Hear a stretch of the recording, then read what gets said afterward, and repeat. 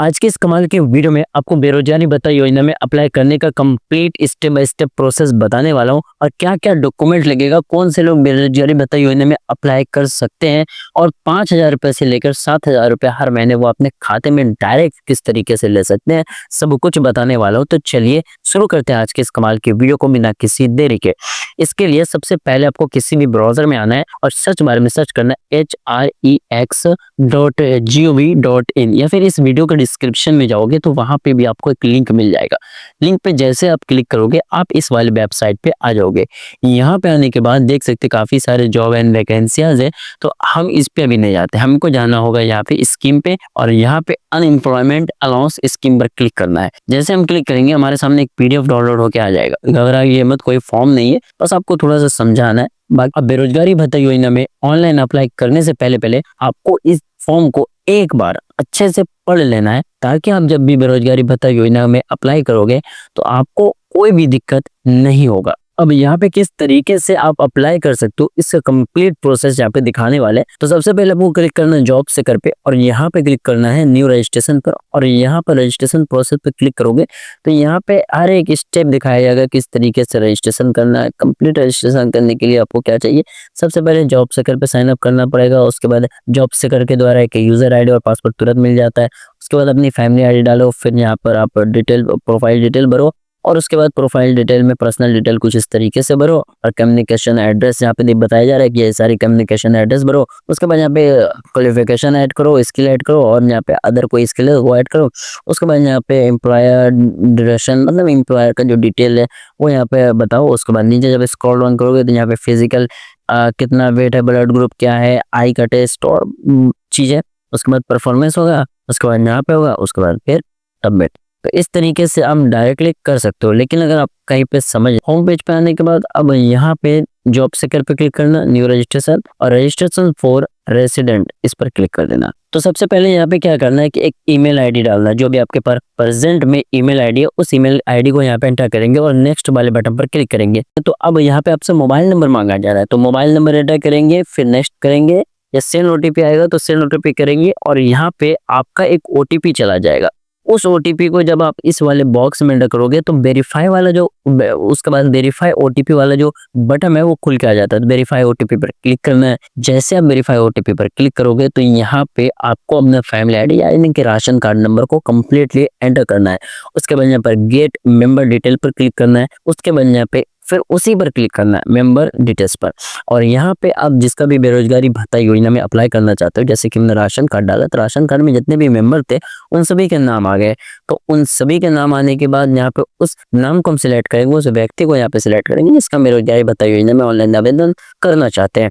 उसके बाद यहाँ पे क्लिक करेंगे सेंड OTP पे। उसके बाद यहाँ पे फैमिली ID जिस मोबाइल नंबर से लिंक है उस पर OTP गया है, उस OTP को इस वाले बॉक्स में एंटर करेंगे, फिर न्यू पासवर्ड बनाएंगे, फिर एक कंफर्म पासवर्ड बनाएंगे यानी कि उसी पासवर्ड को दोबारा एंटर करेंगे और उसके बाद क्लिक कर देंगे हम वेरीफाई OTP वाले बटन पर। जैसे वेरीफाई OTP पे क्लिक करेंगे your account has been registered and email counting activation यानी कि हमारा कंप्लीटली एक्टिवेशन हो चुका है, जहाँ पे आपको नाम देखने के लिए मिलेगा, मदर नेम देखने के लिए मिलेगा, जेंडर देखने के लिए मिलेगा और मोबाइल नंबर देखने के लिए मिलेगा। अकाउंट एक्टिवेट करने के लिए आपके ईमेल पे एक लिंक गया होगा, ईमेल को ओपन करेंगे, वहां पे एक लिंक देखने के लिए मिलेगा, लिंक पे क्लिक करेंगे और आपका अकाउंट जो है लिंक पे क्लिक करते ही आपका अकाउंट सक्सेसफुली एक्टिवेट हो जाता है। आपका अकाउंट एक्टिवेट होने के बाद अब आपको क्या करना है, तो यहाँ पे आप लोग देख सकते हो राइट साइड कॉर्नर में अकाउंट पे क्लिक करेंगे और यहाँ पे खुलेगा एक साइन इन का बटन, इस पर क्लिक करेंगे। उसके बाद आपको जो भी यूजर ID मिला है उस यूजर ID को यहाँ पे एंटर करेंगे। उसके बाद जो भी आपको पासवर्ड मिला उस पासवर्ड को यहाँ पर एंटर करेंगे। उसके बाद ये जो कैप्चर कोड देखने के लिए मिल रहा है इस कैप्चर कोड को इस वाले बॉक्स में एंटर करेंगे और क्लिक कर देंगे ये छोटा सा साइनिंग वाला जो बटन है इस पर। उसके बाद यहाँ पे जो है तो ऑटोमेटिक यहाँ पे कुछ इस तरीके का इंटरफेस आएगा, जहाँ पे आप अनएम्प्लॉयमेंट अनाउंसमेंट यानी कि बेरोजगारी भत्ता योजना का अप्लाई कर सकते हो। लेकिन यहाँ पे आप लोगों को बताना चाहते हैं कि अगर आपके सामने कुछ इस तरीके का इंटरफेस नहीं आ रहा तो नीचे ID कार्ड के नीचे एक स्कीम का बटन देखने के लिए मिलेगा। इस स्कीम के बटन पर क्लिक करेंगे और यहाँ पे अनएम्प्लॉयमेंट अलाउंस का जो एक ऑप्शन देखने के लिए मिल रहा है इस पर क्लिक करेंगे तो आपका जो फॉर्म खुल जाएगा उस फॉर्म को भरेंगे। उसके बाद आगे प्रोसेस हम बताएंगे, पहले इसका प्रोसेस बता दें क्योंकि अभी फिलहाल लेटेस्ट में इसी तरीके से आ रहा है। सबसे पहले बेसिक डिटेल को कंप्लीट एंटर करना, उसके बाद एड्रेस, फिर क्वालिफिकेशन, उसके बाद यहाँ पे स्किल, एक्सपीरियंस और डिसेबिलिटी। तो कोई भारी चीज और बड़ी चीज नहीं है, इसको एक एक करके फिल करके आपको दिखाते हैं। सबसे पहले basic detail, basic detail fill करने के लिए नीचे स्क्रॉल ऑन करेंगे और बेसिक डिटेल्स के अंदर सबसे पहले अपना रिलीजन बताएंगे कि क्या रिलीजन है आपका, यानी कि हिंदू हो, मुस्लिम हो, सिख, ईसाई क्या हो वो बताएंगे। उसके बाद यहाँ पे एक्सपेक्टेड सैलरी, कितनी सैलरी आप एक्सपेक्ट कर रहे हो, कितनी सैलरी आपकी होनी चाहिए, कितना होना चाहिए। उसके बाद वर्क का क्या लोकेशन रहेगा, यानी कि अगर काम वगैरह है तो उसका क्या लोकेशन रहेगा काम। उसके बाद डिपार्टमेंट ऑफ एक्स सर्विसमैन हो या नहीं हो वो बताना है, यानी कि किसी डिपार्टमेंट में कभी सर्विस किए हो नहीं किए हो तो वो बताना है। उसके बाद वेदर विलिंग गवर्नमेंट जॉब, इसी तरीके से अपने हिसाब से private job, government job, skill training जो भी है उन सभी को यस नो करना अपने हिसाब से। उसके बाद यहाँ क्लिक करना है सेव वाले बटन पर और यहाँ पे हमारा जो डिटेल्स है वो सक्सेसफुल सेव हो जाएगा। अब यहाँ पे दो और छोटे से काम करने। सबसे पहला काम करना है हमें प्रोफाइल फोटो, यानी कि खुद का फोटो अपलोड करना है। तो इसके लिए हमें सिलेक्टेड फाइल पे क्लिक करना है और यहाँ पे जो भी हमारा फोटो है पर्सनल, हमारा खुद का फोटो, यानी कि जिसके नाम से बेरोजगारी भत्ता योजना अप्लाई करो उसका फोटो यहाँ पे अपलोड कर देना है। अपलोड होते ही कुछ इस तरीके का दिखेगा, तो अपलोडेड पे आप क्लिक करोगे तो अपलोड हो जाएगा। अब यहाँ पे कास्ट बताना है, यानी कि कास्ट का जो कैटेगरी, यानी कि किस जाति से आप रहते हो वो बताना है। कौन से जाति से आप आते हैं इसके लिए आपको ऐड कास्ट कैटेगरी पे क्लिक करना है। उसके बाद यहाँ पे कास्ट नेम जैसे ईबीसी, एससी, एसटी जो भी है वो बताना। हमारा एससी है, एससी को सिलेक्ट करते हैं। उसके बाद यहाँ पे कास्ट सर्टिफिकेट नंबर, यानी कि जो जाति प्रमाण पत्र हो तो उनका सर्टिफिकेट आपके पास है और उसका नंबर है तो आप दीजिए, नहीं है तो आप बनवाइए। उसके बाद यहाँ पे इशू है तहसीलदार, या किस तरीके से ये सर्टिफिकेट आपको जारी हुआ वो और कब सर्टिफिकेट जारी हुआ उस डेट को सिलेक्ट करने के बाद सबमिट पे क्लिक करेंगे। हमारा जो है पूरा कंप्लीट कास्ट कैटेगरी का जो डिटेल्स है वो खुल के आ जाता है।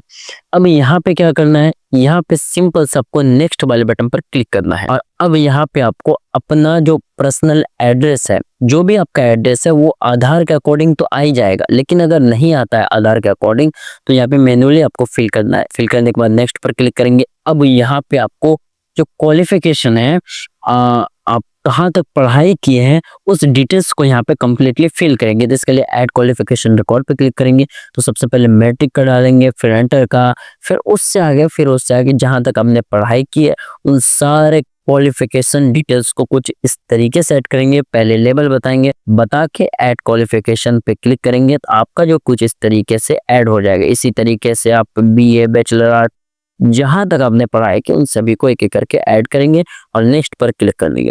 अब यहाँ पे एक छोटा सा काम ये करना है, स्किल कोई तरीके का आपके पास है नहीं है वो यहाँ पे बताना है। जैसे कि आपके पास कोई सर्टिफिकेट है कोर्स का, कंप्यूटर का है, ज्ञान या जावा का है आपके पास, या फिर किसी MS एक्सेल, MS वर्ड, किसी तरीके का आपके पास कोई स्किल है और उसका सर्टिफिकेट है तो उसको यहाँ पे अपलोड करोगे, ज़्यादा आपको प्रायोरिटी और हल्का काम मिल सकता है। तो उसी तरीके से स्किल ऐड करेंगे और उसके बाद नेक्स्ट करेंगे। नेक्स्ट करने के बाद एक्सपीरियंस का रिकॉर्ड यहाँ पे बताएंगे। तो सबसे पहले एम्प्लॉयर, फिर डिस्टेंस, फिर स्टार्ट, उसके बाद यहाँ पे करंटली वर्किंग है या नहीं है वो यहाँ पे बताएंगे। उसके बाद नेक्स्ट वाले बटन पर क्लिक कर देंगे। अब यहाँ पर डिसेबिलिटी में आपको विकलांगता, किसी तरीके का उसके अंदर कोई विकलांगता है या नहीं, उसके अंदर जिसका अब बेरोजगारी भत्ता योजना अप्लाई कर रहे हैं तो अगर है तो डिसेबिलिटी टाइप और एडिशनल डिसेबिलिटी टाइप और कितना परसेंट है, वर्क कैपिटल कितना है, जो मतलब कुछ पार्ट में या फुल है कितने पार्ट में, वो सारी डिटेल्स को यहाँ पे फिल करेंगे और यहाँ से आप ऐड करके डायरेक्ट नेक्स्ट वाले बटन पर क्लिक करेंगे। अब यहाँ पे परफॉर्मेंस, तो यहाँ पे जॉब रोल परफॉर्मेंस में आपको ऐड परफॉर्मेंस पर क्लिक करना है। उसके बाद यहाँ पे सर्च जॉब, जिस तरीके का आप जॉब लेना चाहते हैं उस जॉब को यहाँ पे सिलेक्ट करेंगे।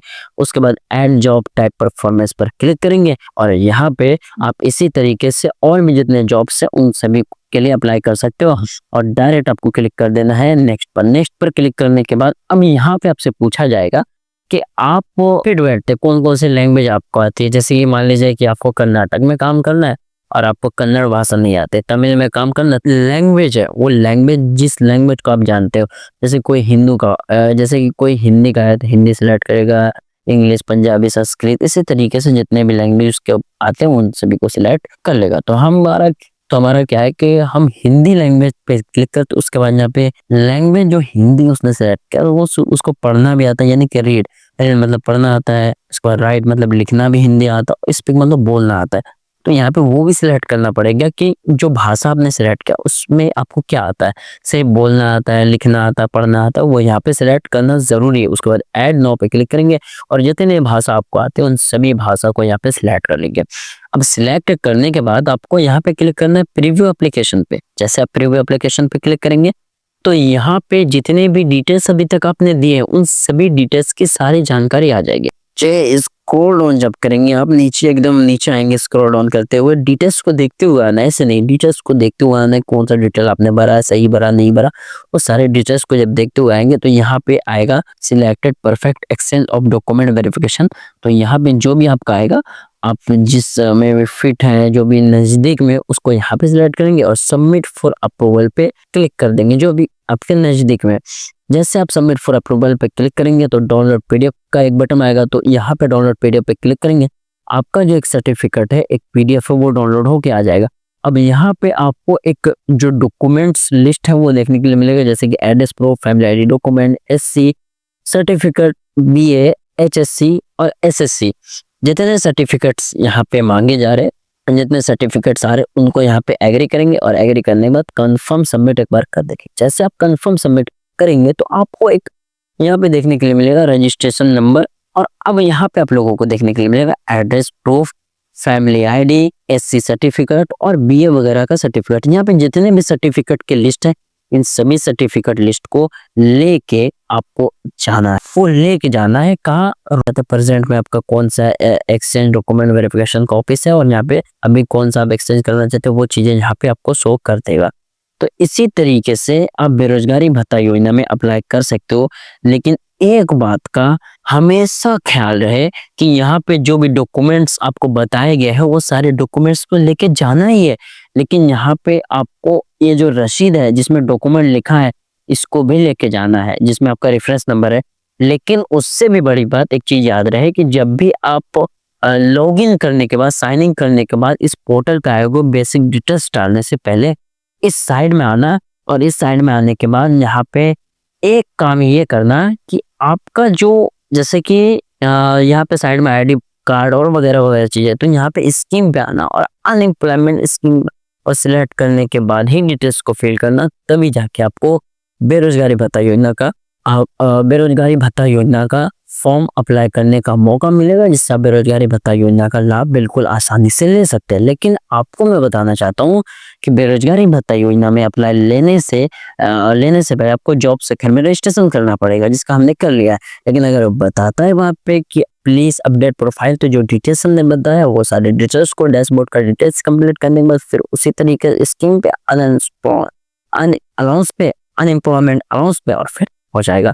तो मैं आपको यही कहना चाहता हूँ कि एक बार जब भी फॉर्म भरे तो अनएम्प्लॉयमेंट अलाउंस से ही फॉर्म भरे, जिससे आपको बहुत अच्छा बेनिफिट मिलेगा। अब लास्ट ये बात कि ये जो हमने तरीका बताया, प्रोसेस बताया, ये हमने हरियाणा का बताया।